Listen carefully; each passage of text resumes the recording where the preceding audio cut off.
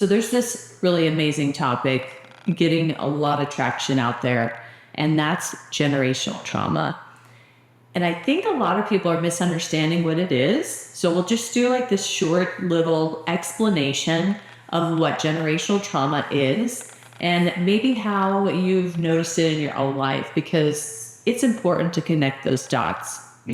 So, by the way, I'm Aubrey, and I am doing this YouTube today because I am super passionate about the traumas that we carry with us, the subconscious programs, and all of those limiting beliefs that unfortunately are running on repeat in our heads. So, in the work that I do, we get rid of those for good by using somatic techniques and a system that I have completely laid out in my programs. So, with that being said, I've had this amazing opportunity to help a lot of people with their generational trauma. And I see a really huge connection between generational trauma and burnout. Let me tell you why, okay? There is a really big connection behind our hard work ethic that has been passed down the line. Okay. So when we look at generational trauma, this is a really good way to explain it is by looking at that work ethic. For example, when my grandpa was young and he was a police detective and he was saving people and doing all sorts of things, he wasn't ever really thinking that he could make money besides putting in those hours, right? There wasn't this place where there's like, oh, well, maybe someone can purchase my stuff without me actually being there, without me talking to them, without me receiving an order, right? Like that wasn't the world that they lived in. This internet and having online classes, having online coaching, like that wasn't a thing. Okay. So the work that they would do was directly related to that work ethic, right? Everybody knew, and these are programs, you have to work hard, right? Money doesn't grow on trees, right? It's this idea that money is elusive. It's not just going to show up. Even though a lot of people teach now that it does just show up, right? But that wasn't an idea back then. It was just not a thing, okay? So they had certain beliefs that they passed down through the generations that, if you want something, you've got to work hard to get it, okay? What we're having issues with nowadays, especially related to burnout, is that we think, well, this can't be that easy, right? It's not possible to do something and then sell it to several people. Like that's not a good way to live, or that's not going to bring in money, or that's not the way we do things, right? And it's this belief pattern that we have to be able to get rid of so that we can flourish in what we have today, which is completely different from what they had. So I see a lot of times that people with burnout, they take those stories with them. They don't realize it, right? But they're giving themselves more work, right? We're putting more work on our shoulders. We're putting this huge emphasis on hours worked, right? It's crazy how much we can get done in an hour's time just by having social media and being able to make one video and outsource it in several ways, right? Or depending on what you do, like we're able to take one thing and kind of scrub it and make it bigger or do something with it, right? But back then that wasn't a thing. And so a lot of us have this belief pattern. So when something does come easy and it's like, oh, you just gotta, send an email now with this program that you're offering, that doesn't feel right. There's something about that that's like makes us hesitate, right? So we don't realize that a lot of times, especially with any generational trauma, a lot of times we've been so in that world that we don't really recognize it. We don't really recognize that this is a problem and this is how it's showing up.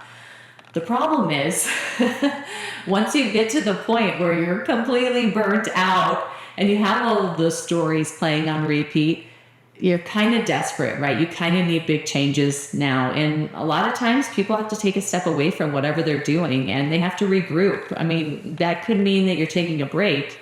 If you have to take a month or two off, because you no longer can function, and maybe you have adrenal fatigue now, right? If that happens to you and you have this really defined hard work ethic that's embedded down the generational line, yeah, I mean, that kind of hurts, right? It's really difficult. Those people will have a really rough time taking breaks in general, but imagine not being able to produce for 2 months at a time.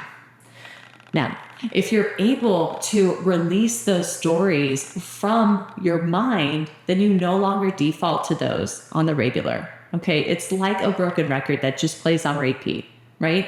Things like, I don't have time, right? Because I have to put all my hours into work, right? So I don't have time for that. Like, we'll just say that to people without even thinking, wait a second, I think I do have time if I just, rearrange this or reorganize that.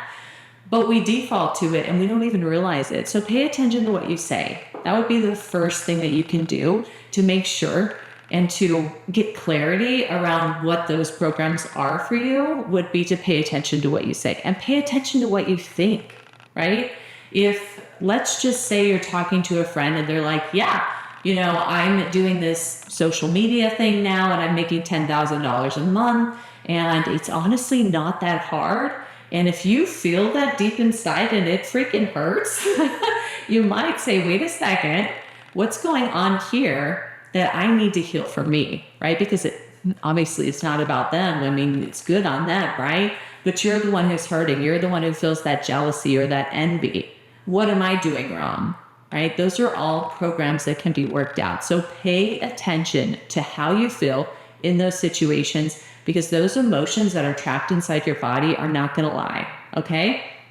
Secondly, if you want to do some deep work around this, you could even write out, like, what are some things that my ancestors experienced?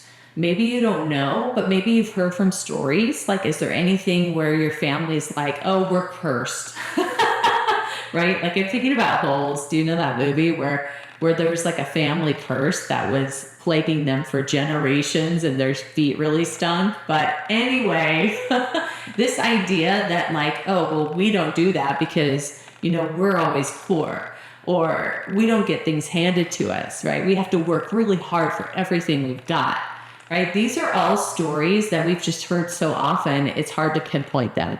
Take the time, write them down, and when you read them back to yourself, just ask yourself, like, am I feeling that? Like, does that really feel like it's gross or icky, or just like, maybe you just don't like it for whatever reason? That could be an indication that you have some work to do around that. So lastly, I just want to say that if you are feeling like you're on this hamster wheel and you're going through all the notions right now, but you're like, okay, I am on the edge of burnout. And if you are there, you probably do feel that. Like, it's probably pretty obvious, because I know I've been there. I know I've seen a lot of clients in that situation, and it's not something that you just like shake off, right? But a lot of people will say, well, you just need a vacation. But guess what? If you don't actually do the inner work, when you come back from that vacation, it's still going to be there. So did you need it or what? I don't know. I won't say, okay? But yeah, if you are in that situation, then it's time for you to start this healing journey now, okay? You do not want to get to the situation where you have to take months off of work. You don't want to have to close your business. You don't want to have to drastically switch jobs. You don't want any of that, because when that happens, you're not in a place where you're willing to heal. You're not in a place where you can actively accept new truths or get rid of old programs that are just holding you back. Okay, it's really so beneficial for you to start recognizing that before it gets too bad. Okay, so in my course, Deep Healing for the Creative Soul, we go through 16 weeks of breaking down these programs. Okay, there's a huge emphasis on generational trauma and burnout, but there's also a week for imposter syndrome, right? Finding those hidden stories beneath that, like, I'm not good enough. Why would someone hire me when they can hire someone else, right? All of those stories that carry a lot of weight. There's a whole week around releasing fear, around learning new boundaries, around releasing stories about money, right? Because those are all things that honestly, they just repeat in your head nonstop. They're not useful whatsoever. You are not safer or better or in a better position because your head is telling you you're not good enough. Like, that's just not a thing, okay? So we have to be able to be willing and to take action so that we can heal through these things. All right, guys, have a beautiful day. I hope that resonated with you, and we'll talk to you later.